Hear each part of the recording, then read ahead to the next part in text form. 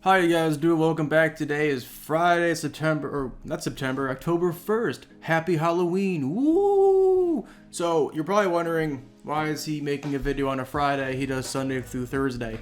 Well, I used to do a sector rotation on a Saturday video and also the indexes.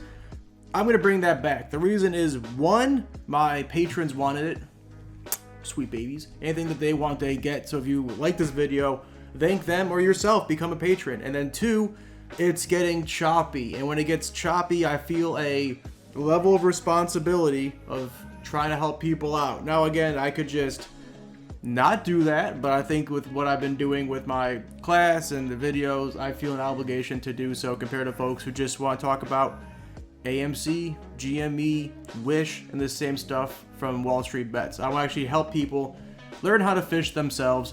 So here we are. So we're going to talk about today are the four indexes that I use, which are going to be -ES, -NQ, -RTY, and -YM, or for those who like the actual ticker themselves, SPY, QQQ, IWM, and DIA. We're going to talk about those today, and then the 11 sectors, and actually chart the 11 sectors and show you what I'm seeing.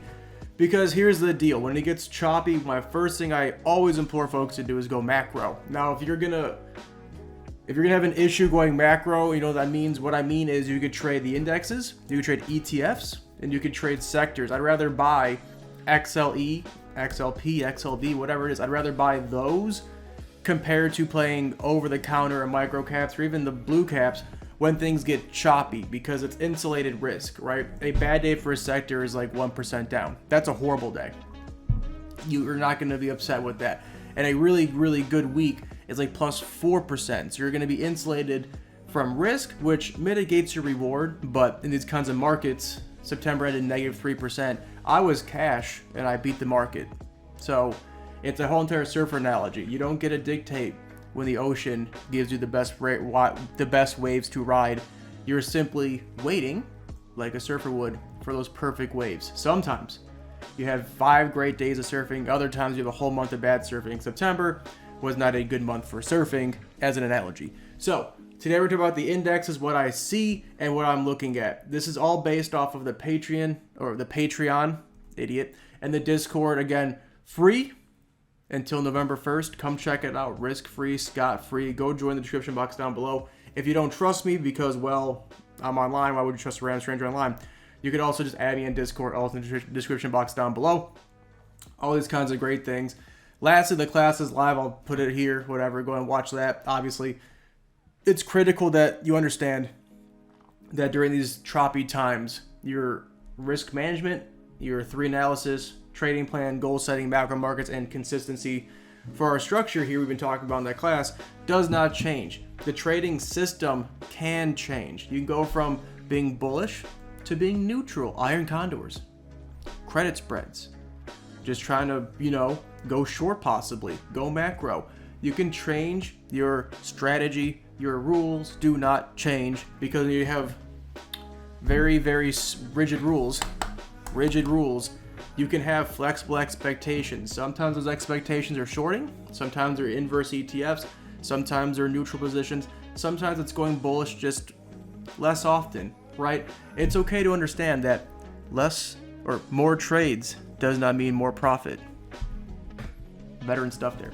With that being said, let's jump right into the sectors and see what we're looking at for this week going into next week. So this is an RRG graph from stockcharts.com. These cost $30 a month. I only charge $25 a month for access to these, so it's actually a deal. And so as we can see, we're going to see our stocks go in clockwise formation. See how the sectors go like clockwork. Improving to leading, down to weakening to lagging. I stutter because I want to make this bigger for everybody. So we can see that they go just like clockwork. See that circle? Boop, boop, boop, boop, boop, boop, boop. Then you have Crackhead XLE, who's always by itself, as you can see in the corner here, just whoosh, whoosh, whoosh, doing its own thing. So, looking at the charts here, our RRG graph. First of all, this is by the daily against the SPY. So, we're going to look at these against the SPY. If the SPY is red, and these are leading, they could still be red. They're just less red. The lagging are more red, right? So we're going against the SPY, as we can see, and you can see energy is doing fine, XLF, but see XLY is leading, but still red. It's just less red than the other ones, given the rotation we're seeing. So into next week, energy.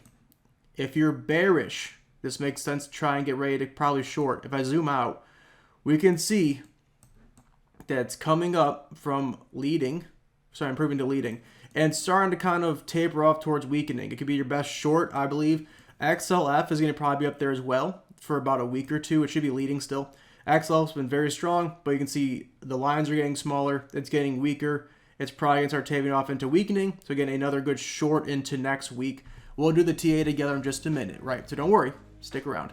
XLY also going to be a very easy into shorting territory into the next few weeks as it slows down, goes into weakening.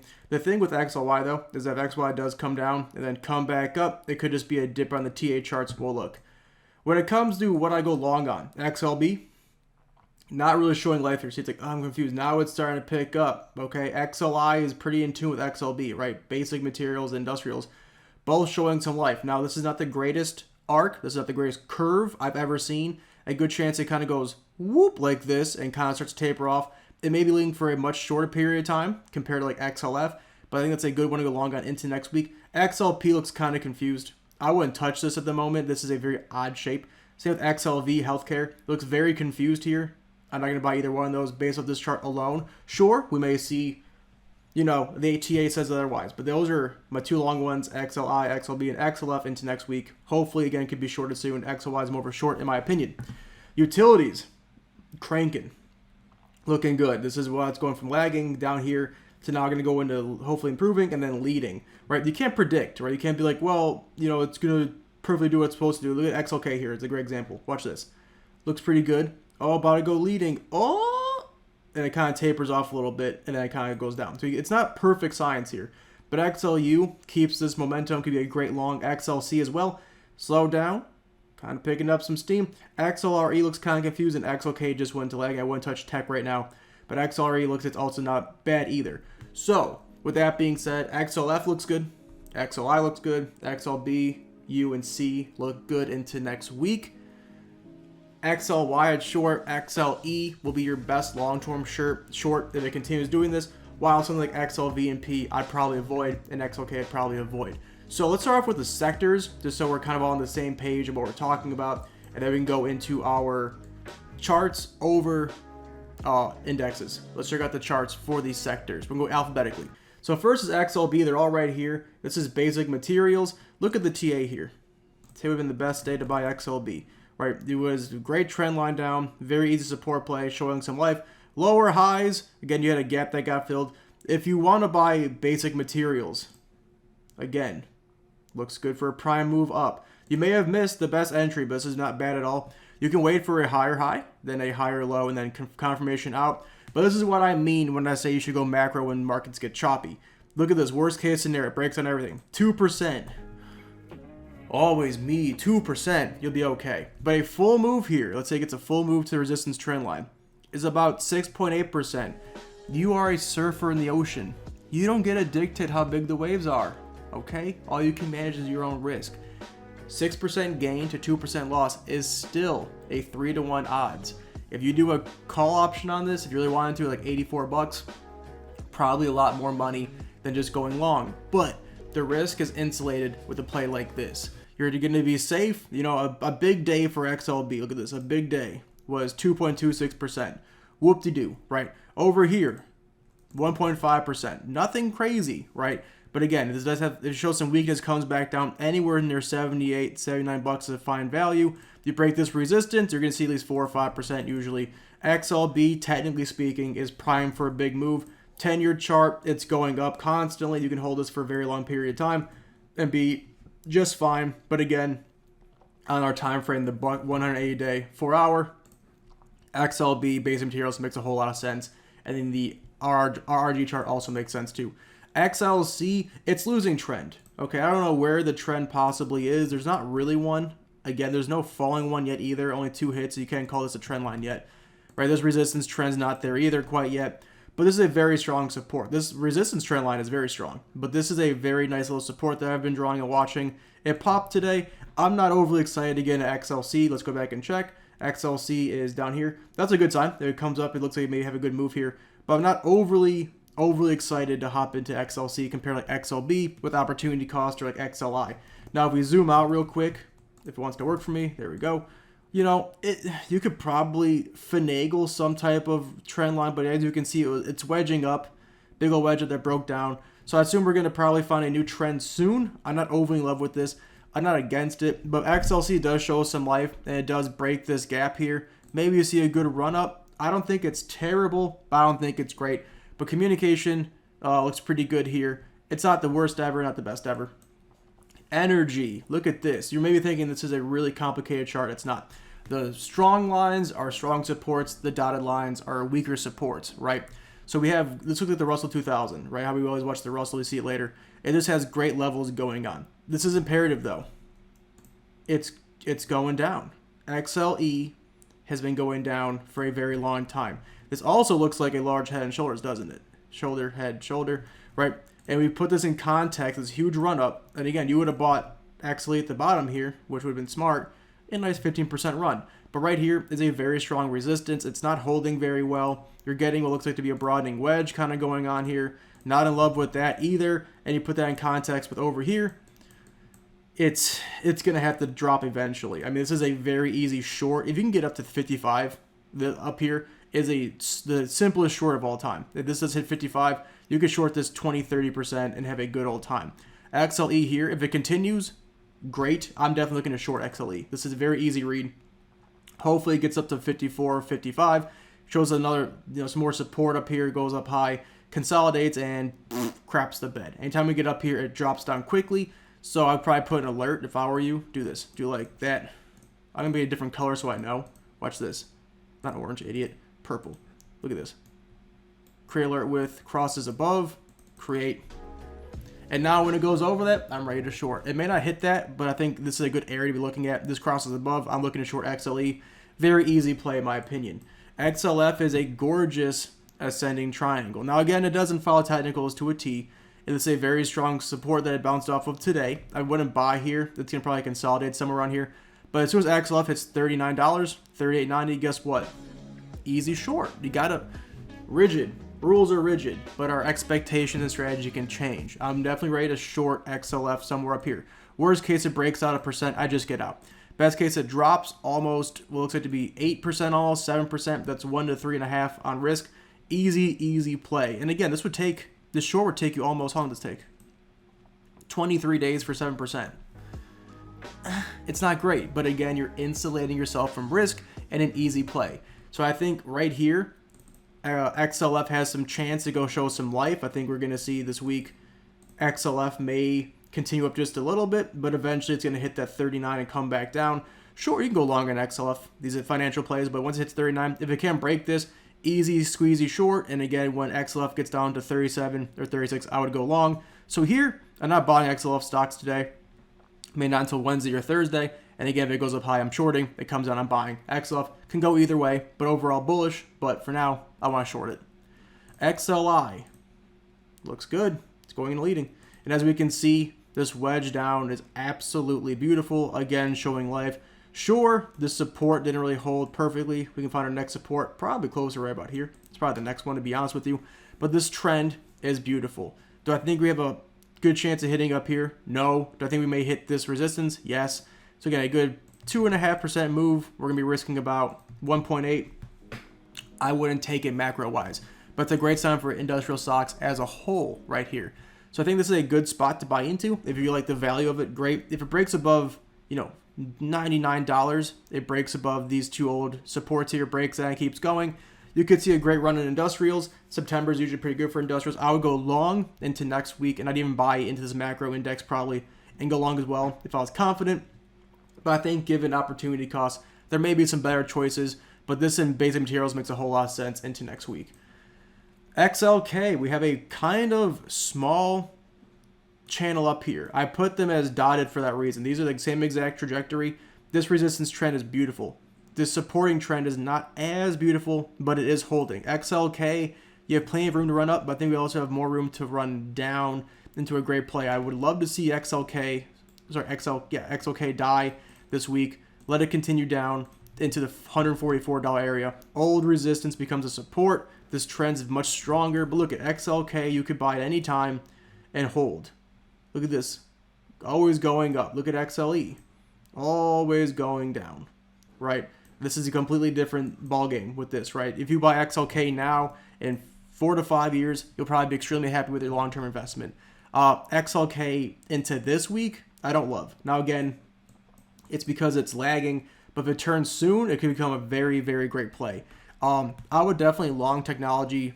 Always or never short it for a very long period of time. No real wedge down or nothing. Looks pretty good. I want to see a higher high. Give me a higher high, probably 152. Retrace, hold, and go back up.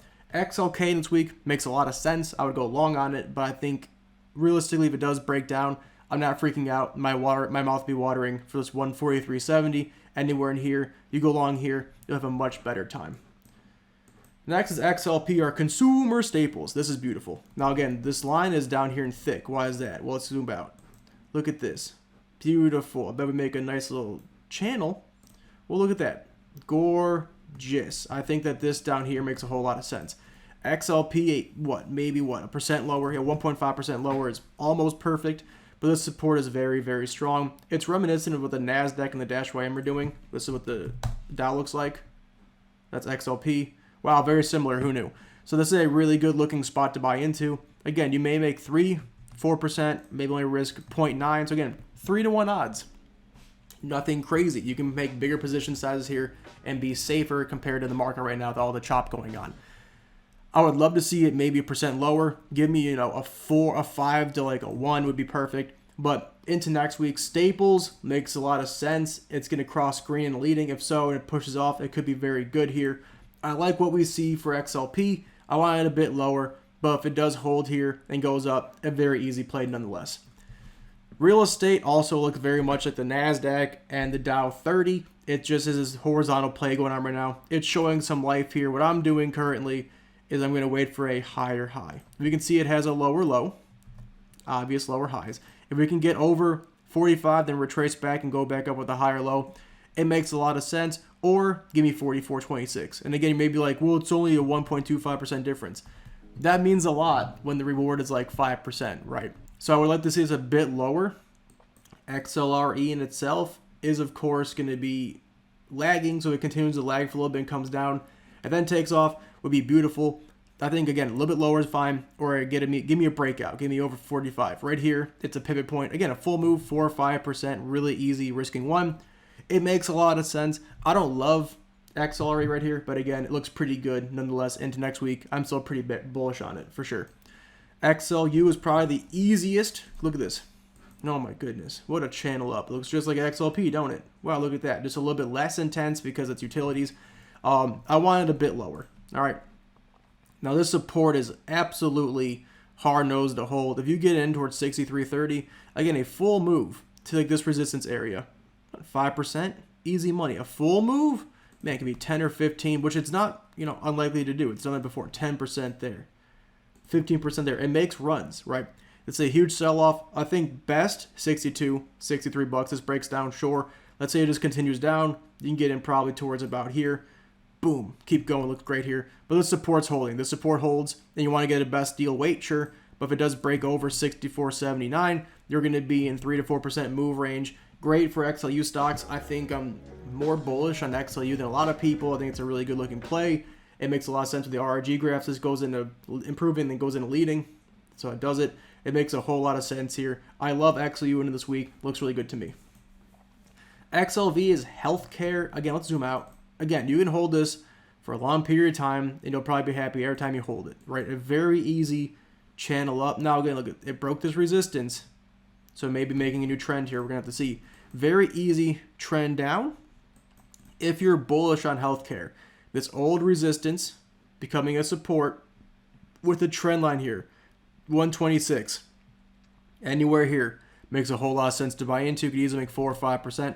For me, I want healthcare at 124. Give me that 2% discount. Give me right down here. If I can get this in at 124, if we continue to sell off, I'll be happy. Now again, this looks like a broadening wedge to me. So again, this pattern will reset itself eventually. Into this week, XLV doesn't make the most sense. It's definitely confusing where it wants to go. So watch your RRG graph, watch, whatever it is you want to watch for healthcare. If it does break out and goes green, well, it's going to be a very easy bounce play here and make a new trend.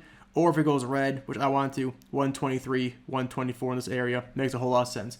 XLV this week, I wouldn't touch it, honestly, until I get more direction. I think something like XLP makes a whole lot more sense, or even like XLU makes a whole lot more sense compared to XLV, which is showing very little sign of life and takes a while to consolidate before big moves. Look at this big old consolidation, big move, consolidation, big move, consolidation, big move.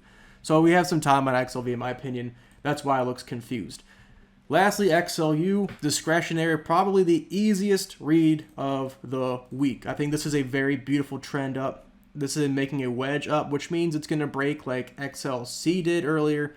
This does make a full move 4 or 5%, easy money. Again, it tapped down perfectly. Boop, almost perfectly that little convergence spot. This is a fantastic play. XLY is showing weakness though. We need this to turn on quickly. Technically speaking, it's definitely the best one.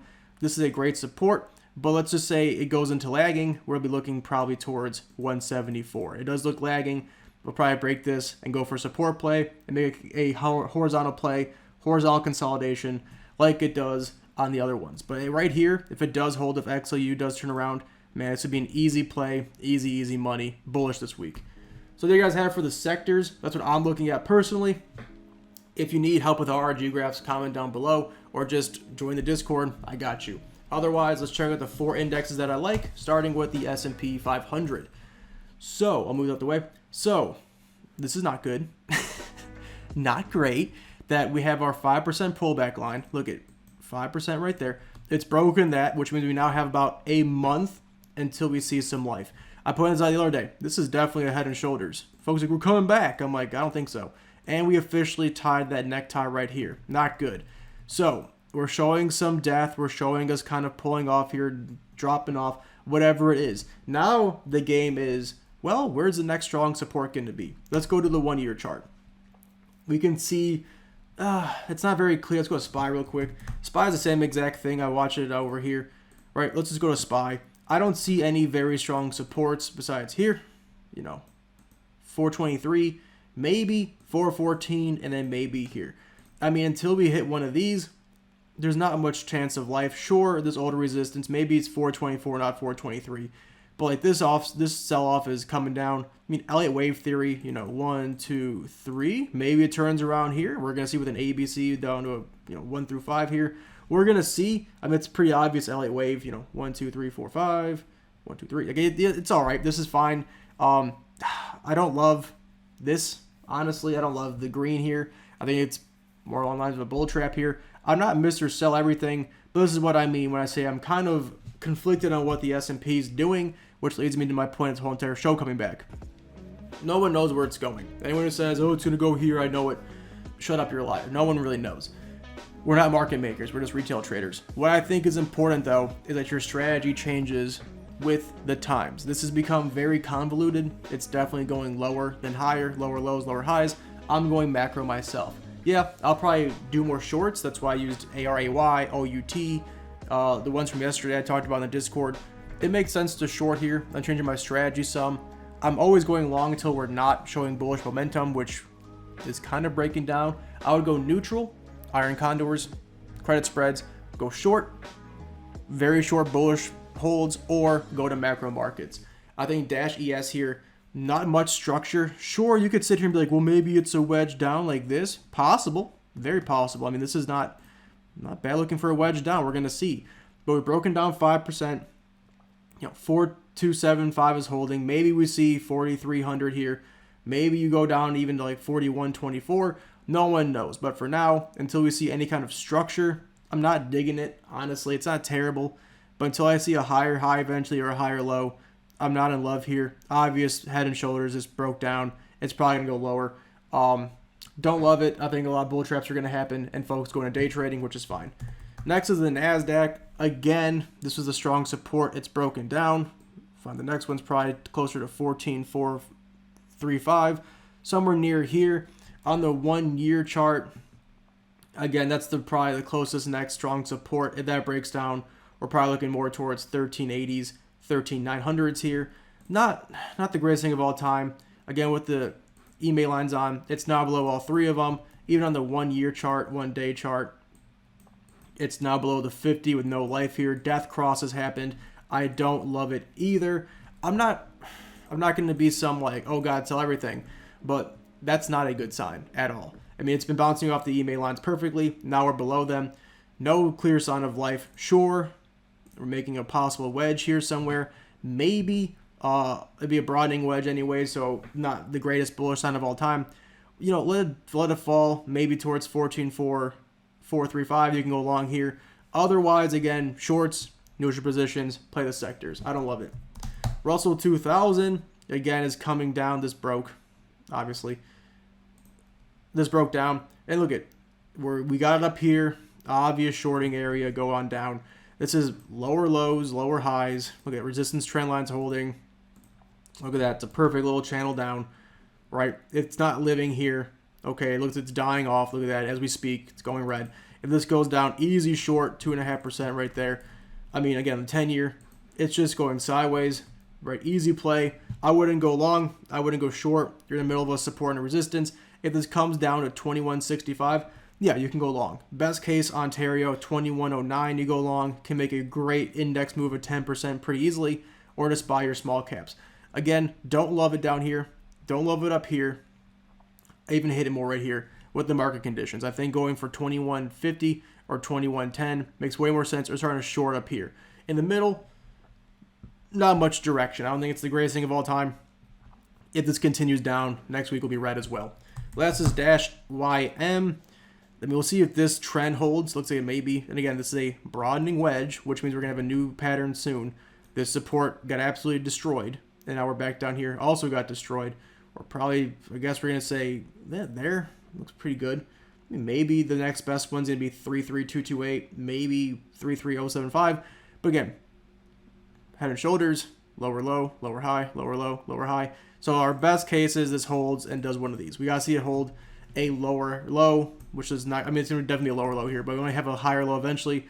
But I mean, this is not the greatest thing of all time either. Middle of supports and resistances. You could even argue that this is a resistance, as you can see, and it's bouncing off it. 3,500 was the old resistance. Now it's going to be 3,400. It goes by thousands usually.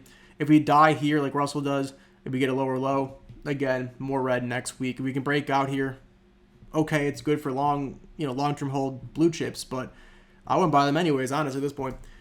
And, there you guys have it. I'm not really overly bullish into next week. I'm not bearish either, but you can't predict the future. I mean, you have the government dragging their feet. You got a bunch of folks just selling off. Kathy Wood sells Tesla. You get the infrastructure bill, delayed. Is there going to be a government shutdown in December? Who knows?